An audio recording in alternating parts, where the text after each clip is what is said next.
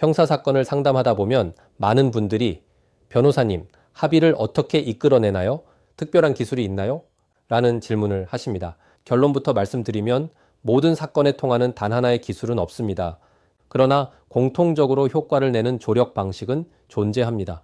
오늘은 그 원리를 최대한 쉽게 설명해 드리겠습니다.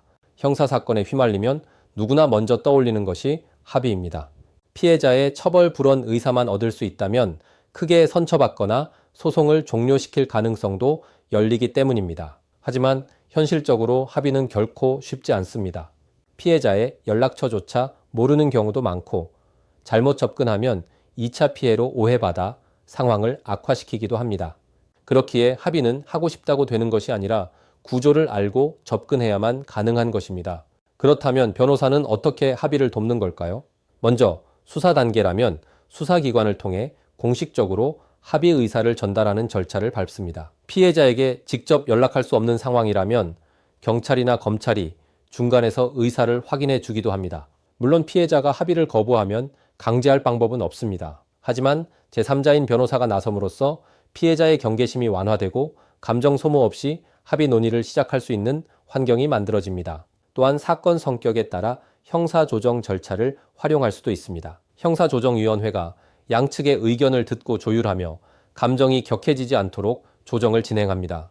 공무집행 방해처럼 피해자가 국가인 경우에는 해당하지 않지만 일반 형사사건에서는 충분히 활용 가치가 있는 제도입니다. 재판 단계에 들어가면 법원을 통해 합의 의사를 물어 합의 기회를 만들기도 합니다. 합의가 마지막까지 어렵다면 일정 금액을 법원에 공탁하는 방식으로 적정 수준의 보상 의사가 있다는 점을 밝힐 수 있습니다. 피해자가 공탁금을 수령하면 합의에 준하는 효과가 인정되는 경우도 있습니다. 사실 실제 현장에서 가장 큰 역할을 하는 것은 대리인으로서의 변호사라는 존재 자체입니다. 피해자는 가해자와의 연락은 불편함을 느낄 수밖에 없고 그렇기에 대화가 불가능한 경우도 많습니다. 이때 변호사가 중간에 서면 상호 감정을 진정시킬 수 있도록 돕습니다. 가해자가 비용을 들여 대리인을 선임했다는 것만으로도 피해자에게 책임감을 전달하는 효과가 있습니다.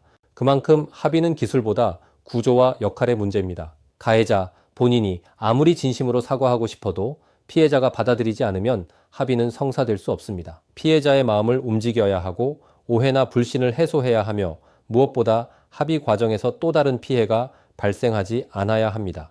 이 모든 균형을 잡는 것이 변호사의 역할입니다. 형사사건에서의 합의는 분명 쉽지 않습니다. 하지만 조력자의 개입으로 가능성이 열리고 합리적인 수준에서 서로 만족할 만한 결론을 만들어낼 수 있음을 유념하시기 바랍니다. 감사합니다.